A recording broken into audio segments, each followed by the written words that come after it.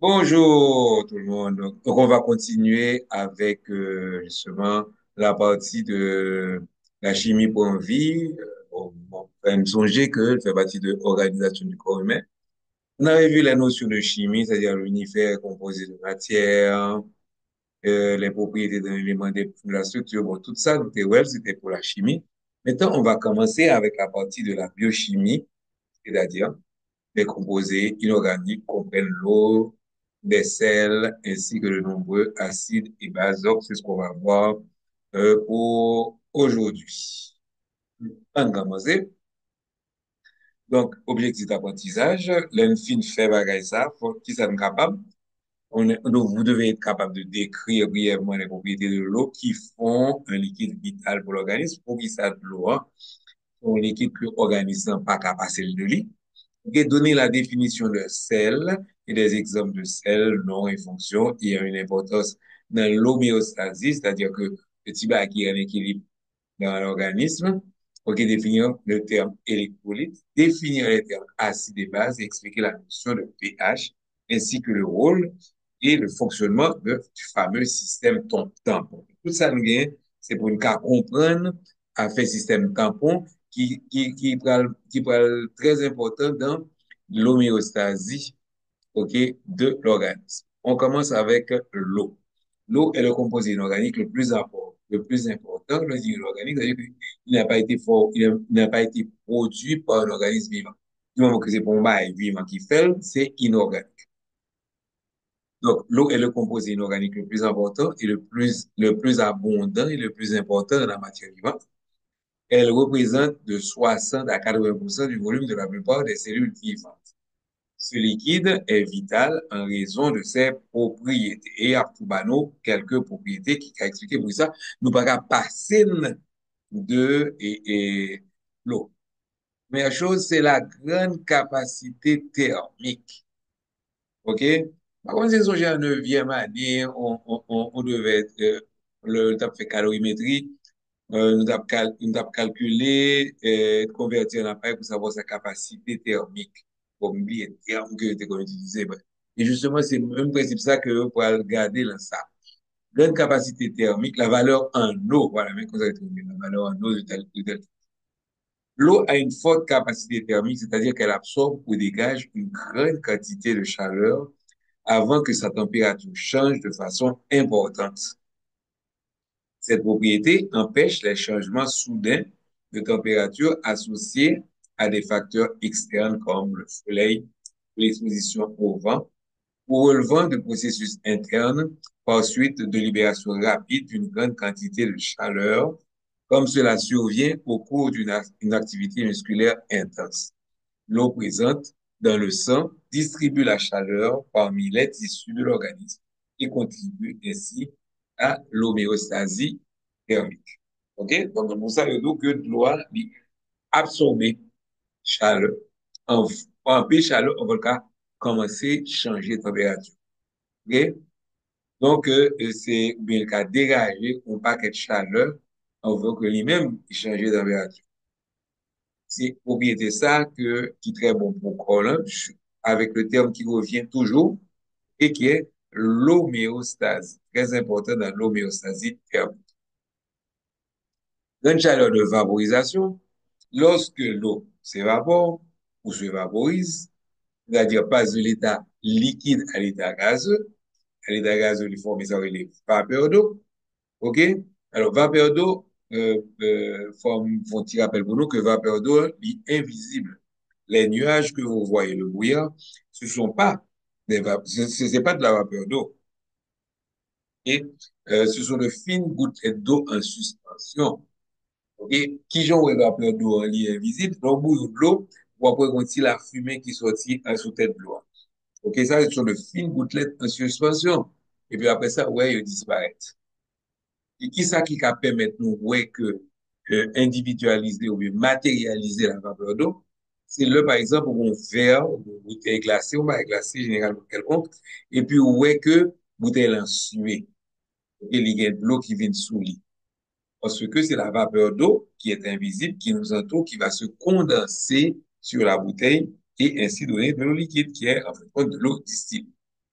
Donc, cette transformation résulte de la rupture des liaisons hydrogènes qui retiennent ensemble les molécules d'eau. Or, pour rompre ces liaisons, il faut fournir de grandes quantités de chaleur. C'est-à-dire que pour que molécule d'eau, molécule qui est l'eau, pour qu'elle transforme en état gazeux, OK, ça qu'on dit cohésion, on appelle les liaisons hydrogènes, pour le cas casser. Et pour casser, il faut fournir énergie sous forme de chaleur. OK? Donc, pour rompre les liaisons, comme on dit, il faut fournir de grandes quantités de chaleur. Cette caractéristique présente un très grand avantage lorsque nous transpirons. Ainsi, lorsque la sueur, principalement constituée d'eau, s'évapore à la surface de notre peau, de grandes qualités de chaleur quittent le corps, ce qui constitue un système de refroidissement très efficace. Ça veut dire là, pour suer, là, on suit. Bon, nous avons deux suer, bon, nous parlons ça plus tard. Lorsque vous avez sué, OK, la sueur, c'est surtout de l'eau et du sel. OK? Mais pour de l'eau, ça a évaporer, il a besoin de chaleur. Il a besoin de chaleur. Donc, il va tirer chaleur de corps là. Il va donc refroidir corps là. Pour le cas vaporiser. Et c'est pour ça que la sueur, lorsqu'elle s'évapore, elle refroidit le corps. Ou ka un phénomène ça tout, par exemple, lorsque vous mouillez et que vous mettez tête eau en bas au ventilateur, ventilateur fait que de l'eau qui sous sécher plus vite, OK? Le sécher, il passe à l'état gazeux et peut-être ça, il prend et énergie par la chaleur corps là, pour le cas aller et puis, donc refroidir ton corps. Et ça nous dévoile déjà maintenant polarité et qualité de solvant. L'eau est un solvant sans égal. Donc, il a dissoudre barre. Il a fait barre, fait fondre dans. On la qualifie donc de solvant universel. La biochimie est en quelque sorte la chimie du liquide. OK? La biochimie, c'est-à-dire la chimie de la vie, est en quelque sorte la chimie du liquide. En effet, les molécules biologiques ne sont chimiquement réactives que si on a de l'eau, que si elles sont en solution. Et ce sont les propriétés de solvant de l'eau qui rendent possible pratiquement toutes les réactions chimiques dans notre organisme. Donc, polarité, qualité de solvant, de l'eau en cafone, on paquet de produits. Et c'est parce que le cafone, on paquet de produits, que nous retrouvons de l'eau ça dans l'organisme. OK? Vous y a expliqué nous qui j'en va fondre dans de l'eau, ce qu'on appelle la dissolution. Comme les molécules d'eau sont polaires, vous songez, mon schéma comme ça qui est monté, ouais, les polaires auront bord qui est un petit peu positif et auront bord qui est un petit peu négatif. Donc, comme les molécules d'eau sont polaires, elles orientent leur extrémité légèrement négative vers l'extrémité positive des molécules de soluté et vice-versa. Donc, les signes contraires s'attirent. OK? Donc là, vous avez NaCl qui est dans de l'eau, OK? Et qui ça l'eau va le faire? Partie A qui est positif, qui est représenté par justement l'hydrogène, il va l'attirer chlore là, OK? Pour que tu parles là. C'est-à-dire que partie positive qui est formée par l'oxygène, il va attirer, OK? NaCl. OK? Bon, moi, c'est ma les zones négatives des molécules. Donc, des molécules d'eau polaires sont attirées par les cations. La zone négative, ça me dit. OK? Oxygène négatif, il va attirer sodium là, qui est positif. C'est-à-dire que les hydrogènes, c'est plutôt négatif, ça va attirer chlore. OK? Et c'est comme ça que celle-là fondent dans l'eau. Donc, on va continuer. Cette propriété permet d'expliquer pourquoi les composés ioniques et d'autres petites molécules réactives, telles que les acides et les bases, se dissocient dans l'eau, c'est-à-dire que leurs ions se séparent et se répartissent de façon uniforme dans l'eau pour former des solutions vraies. L'eau forme également des couches d'hydratation, couches de molécules d'eau, autour de grosses molécules électriquement chargées, telles que les protéines. Ils sont ainsi protégés de l'action des autres substances chargées présentes dans le milieu en leur permettant de demeurer en solution. Ok? De tels mélanges d'eau et de protéines sont appelés des colloïdes biologiques. Un exemple qu'on gagne, c'est le liquide cérébrospinal, ça qui entourait tous les centres nerveux, c'est-à-dire le cerveau, la moelle épinière. Donc, de tels mélanges d'eau et de protéines sont appelés colloïdes biologiques.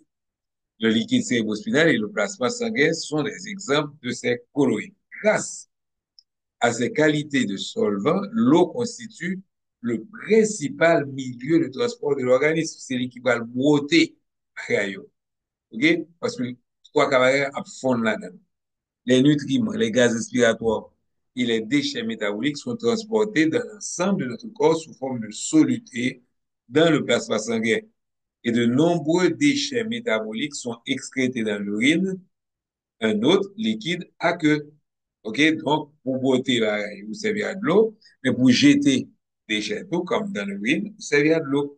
L'eau est aussi le milieu de dissolution de certaines molécules spécialisées qui jouent le rôle de lubrifiant.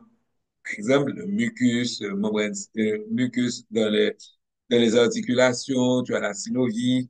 OK, toute base c'est formé à base d'eau. Réactivité maintenant. L'eau est un réactif important dans de nombreuses réactions chimiques. Par exemple, les aliments, qui sont formés de molécules complexes, sont décomposés en leurs constituants, molécules simples, par l'ajout d'une molécule d'eau sur chacune des liaisons qui doivent être rompues. Nous étudierons les réactions de dégradation appelées réactions d'hydrolyse. OK, plus loin dans ce chapitre. Hydrolyse. C'est de l'eau qui a servi casser pareil. OK? Amortissement. Donc ça, ce qu'on vient de voir là, c'est la réactivité. Amortissement. L'eau est incompressible. On va pas craser. Mais il peut s'écouler. Ses propriétés permettent de former un coussin protecteur autour de certains organes, ce qui réduit ainsi le risque de lésions physiques. Le liquide cérébrospinal qui entoure l'encéphale et la moelle épinière illustre bien cette fonction protectrice exercée par l'eau. OK? Donc, bon, ou pas qu'à faire de l'eau avec une pipiti que volume que le gain, mais il a coulé. Et à ce moment-là, il a absorbé choc. Ça, là. OK? Et facteur ça, ou utiliser, propriété ça, ou utiliser dans le liquide cérébrospinal qui entourait cerveau avec moelle épinière. On a fini avec les os, on y va pour les sels. Un sel est un composé ionique formé de cations autre que H+, et d'anions autre que l'ion hydroxyle. Ce composé ne comporte donc que des liaisons ioniques, jamais de liaisons covalentes. Comme nous l'avons déjà vu, lorsque des sels se dissolvent dans l'eau, ils se dissocient en chaque des ions qui les composent. Par exemple, le sulfate de sodium, Na2SO4, se dissocie en deux ions Na+, et un ion SO4 de-. La dissociation se produit aisément parce que les ions sont déjà formés. Il ne reste plus à l'eau qu'à vaincre l'attraction entre les charges opposées. Notez que que les groupements d'atomes qui ont une charge globale, comme l'ion sulfate SO, sont appelés des ions polyatomiques parce qu'il y a plusieurs atomes là-dedans. Donc, tous les ions sont des électrolytes, c'est-à-dire des substances qui conduisent l'électricité lorsqu'elles sont mises en solution. Les sels comme le NaCl, chlorure de sodium, le carbonate de calcium, Ca2CO3, et le chlorure de potassium, KCl, sont communs dans l'organisme. Cependant, les sels les plus abondants sont le phosphate de calcium, qui confère leur dureté aux os et aux dents. Seuls, sous leur forme ionisée, les sels jouent un rôle vital dans les fonctions de notre corps. Par exemple, les propriétés électroniques des ions sodium et potassium sont essentielles à la propagation du potentiel d'action. Potentiel d'action, on connaît le tout, influx nerveux, et à la contraction musculaire. Le fer ionisé va entrer dans la constitution des molécules du pigment que l'on retrouve dans les globules rouges qu'on appelle l'hémoglobine. OK? Donc, autre nom de globule rouge, c'est érythrocyte. Érythro voulant dire rouge et cyte cellule et qui transporte les molécules d'oxygène. Les ions zinc et cuivre sont indispensables dans l'activité de certaines enzymes. OK? Donc, il faut retenir juste un tableau un pour nous ça. Acide et base. Donc, on a vu l'eau, on a vu les sels, maintenant on va voir acide et base. À l'instar des sels, les acides et les bases sont des électrolytes, c'est-à-dire qu'ils s'ionisent et se dissocient dans l'eau et ainsi ils peuvent conduire un courant électrique. Les acides. Nous connaissons tous certaines propriétés des acides. Ils ont un goût aigre, ok, et réagissent à de nombreux métaux et les dissolvent. Ils peuvent brûler les habits en laissant des trous. Mais nos besoins, mais pour nos besoins, la meilleure définition de l'acide est la suivante. C'est une substance qui libère des ions hydrogène, H+, en quantité détectable. Mais comme un ion hydrogène n'est qu'un noyau d'un atome, mais comme l'ion d'hydrogène n'est que le noyau d'un atome d'hydrogène, c'est-à-dire un seul proton, nu, les acides sont aussi appelés donneurs de protons. Lorsqu'un acide se dissout dans l'eau, il libère des ions hydrogène, des protons et des anions. C'est la concentration de protons qui détermine l'acidité de l'une solution. Les anions eux-mêmes ont peu d'effet sur l'acidité ou n'en ont aucun. Ainsi, l'acide chlorhydrique, qui est sécrété dans les cellules de l'estomac et intervient dans la digestion, se dissocie en un proton et un anion chlorure. HCl donne H+, plus Cl. Parmi les autres acides présents dans le corps ou ceux qui sont produits, on trouve l'acide acétique, CHO3COOH. On se rappelle, c'est COOH qui donne la fonction acide en chimie organique. OK? Donc, qui confère au vinaigre son acidité. Et l'acide carbonique, H2CO3, mais on peut aussi l'écrire H plus acide, donc H acide, pour mettre en évidence le pronom qui sera libéré. L'acide carbonique, petit côté acide, ok, que de l'acide carbonique, ça, on l'utilise dans les boissons gazeuses. Base, maintenant. Les bases ont un goût amer, elles sont visqueuses au toucher comme le savon. Et donc, les bases sont des accepteurs de protons, c'est-à-dire qu'elles capturent les ions hydrogène, H+, en quantité détectable. Parmi les bases inorganiques communes, on retrouve les hydroxyles tels que l'hydroxyde de magnésium, lait de magnésie, affreux que tu connais boire des petits, et l'hydroxyde de sodium, qui est la soude caustique qui fut un temps, le méthaméothéré permanent, tu te servir avec pour mettre sous protection. Donc, des produits à base d'hydroxyde de sodium.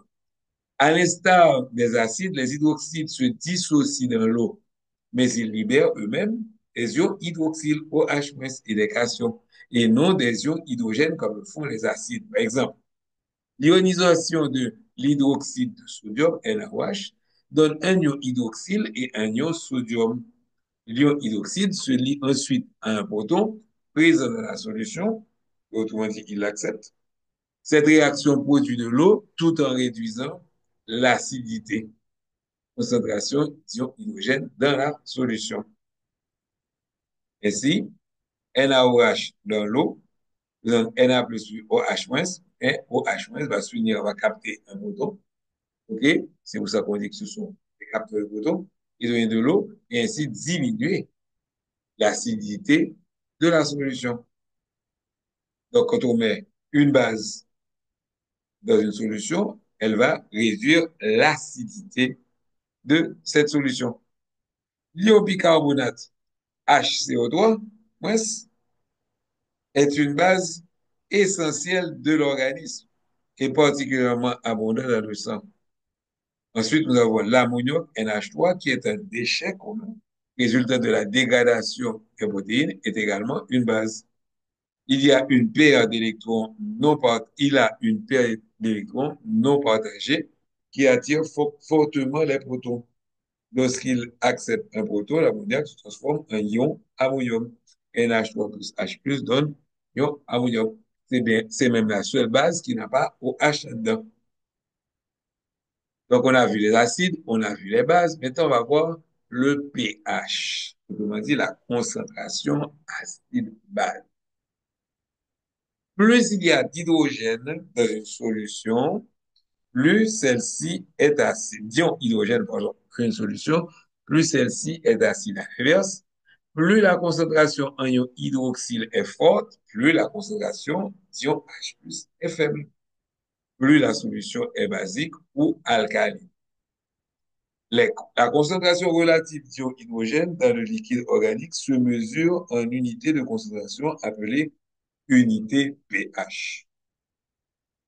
C'est un type imprononçable, bien prononcer ça. Sorensen, biochimiste danois et brasseur de café bien à 16 euros, ok, qui en 1909 a eu l'idée d'une échelle des pH en cherchant une manière pratique de vérifier l'acidité de son produit pour éviter qu'il soit altéré par les bactéries, c'est-à-dire la prolifération de nombreuses espèces de bactéries est inhibée par l'acidité. Il a donc conçu une échelle de pH exprimant la concentration d'ion hydrogène dans une solution en mol par litre ou molarité. Cette échelle va de 0 à 14 et est logarithmique de base 10. Ça, on est qui connaît mathématique, Moget m'a pas expliquer nous ça. Logarithmique de base 10. Autrement dit, d'une unité à la suivante, la concentration d'ion hydrogène est modifiée par un facteur 10. Le pH d'une solution est défini comme le logarithme négatif, et pourquoi me dire logarithme inverse, donc le logarithme négatif de la concentration d'ion hydrogène en mol par litre, ou moins logarithme concentration d'ion H+. Les crochets indiquent la concentration d'une substance. À un pH, bon ça, si nous ne comprenons pas, je vais expliquer. À un pH de 7, où la concentration d'ion H+ est égale à 10 puissance moins 7 mol par litre, le nombre d'ions hydrogène est exactement égal au nombre d'ions hydroxyle. Dans ce cas-là, pardon, on dit que la solution est neutre. Elle est ni acide ni basique. Un exemple, l'eau absolument pure, on va dire l'eau distillée, a un pH de 7. Les solutions de pH inférieur à 7 sont donc acides. Les ions hydroxygènes, ils sont plus abondants que les ions hydroxyles.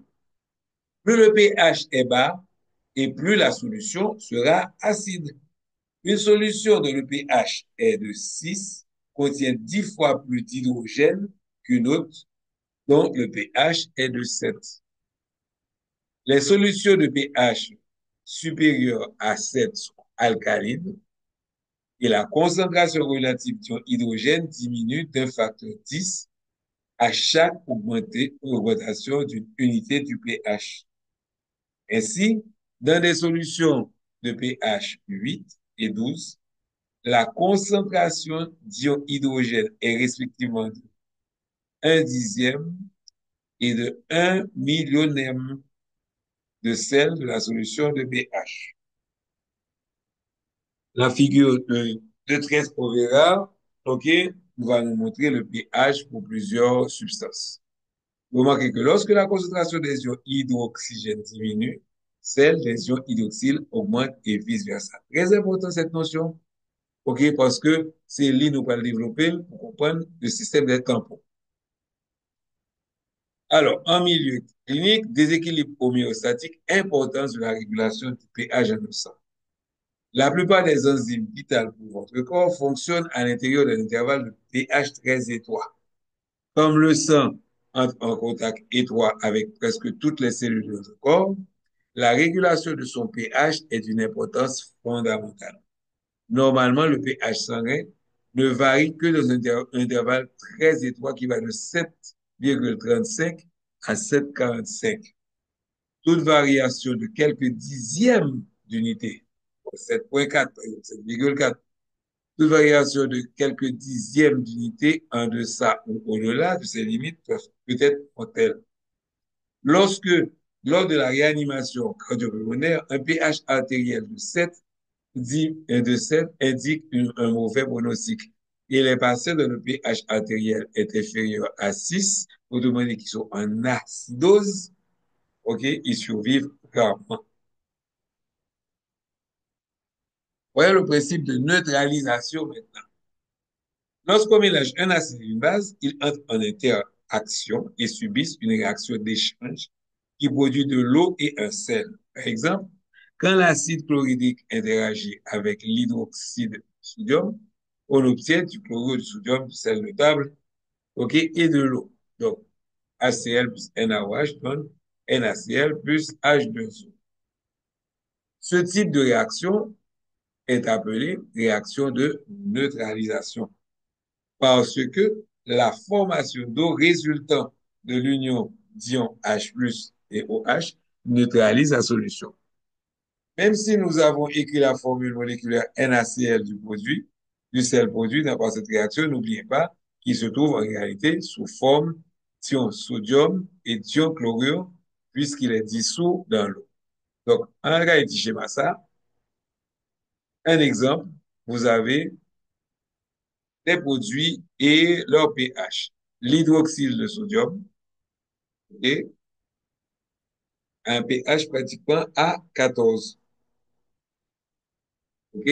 Le fameux NaOH.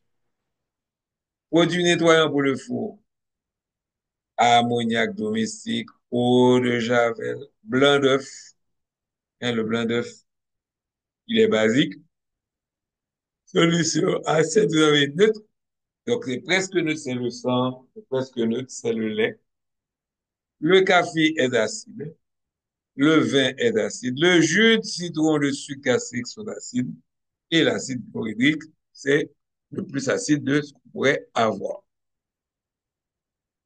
Donc, on nous va regarder une autre sous-section. Cette section, c'est le fameux système tampon.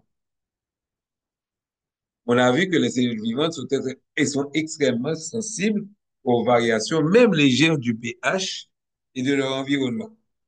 Donc, les bases et les acides concentrés sont très nocifs pour les tissus vifs. Il suffit d'imaginer ce qui arriverait à toutes les liaisons hydrogènes des molécules biologiques si elles étaient bombardées par un grand nombre d'ions H+ libres. C'est pourquoi, donc, l'organisme ne peut pas se permettre de laisser comme ça les acides et les bases fortes. Donc, c'est pourquoi l'homéostase, l'équilibre acido-basique, est rigoureusement réglé par les reins et les poumons, ainsi que par des systèmes chimiques faisant intervenir des protéines et d'autres types de molécules appelées tampons. Les tampons s'opposent ainsi aux variations brusques ou substantielles du pH des liquides organiques en libérant des ions hydrogène en agissant comme des acides si le pH augmente ou si le pH est comme une base, et en capturant des ions hydrogène en se comportant comme des bases si le pH diminue. Les tampons peuvent jouer ce rôle parce qu'ils sont formés par la combinaison d'un acide faible et de sa base faible correspondante. Pour bien saisir le fonctionnement des systèmes tampons, vous devez parfaitement comprendre ce que sont les bases et acides forts, ainsi que les bases et acides faibles. Et au point lexico. OK? Mais on retient que les tampons, OK, ils sont formés par la combinaison d'un acide faible et de sa base faible.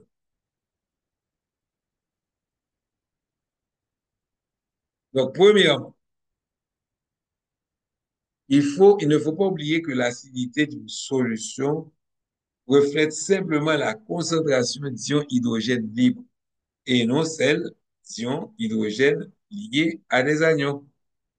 Les acides qui se dissocient complètement et de façon irréversible dans l'eau sont appelés acides forts. parce qu'ils peuvent modifier très fortement le pH d'une solution. L'acide chlorhydrique et l'acide sulfurique sont des acides forts. Si on pouvait isoler 100 molécules d'acide chlorhydrique et les mettre dans 1 millilitre d'eau, on obtiendrait probablement une solution contenant 100 ions H+, et 100 ions chlorure, et aucune molécule d'acide chlorhydrique non dissociée.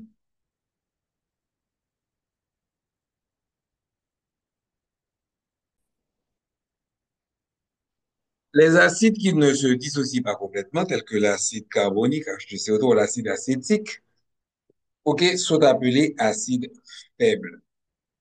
Et si on plaçait 100 molécules d'acide acétique dans un millilitre d'eau, par exemple, voici la réaction qui pourrait se produire. Notez toutefois que les valeurs mentionnées dans la réaction chimique ci-dessous sont fictives.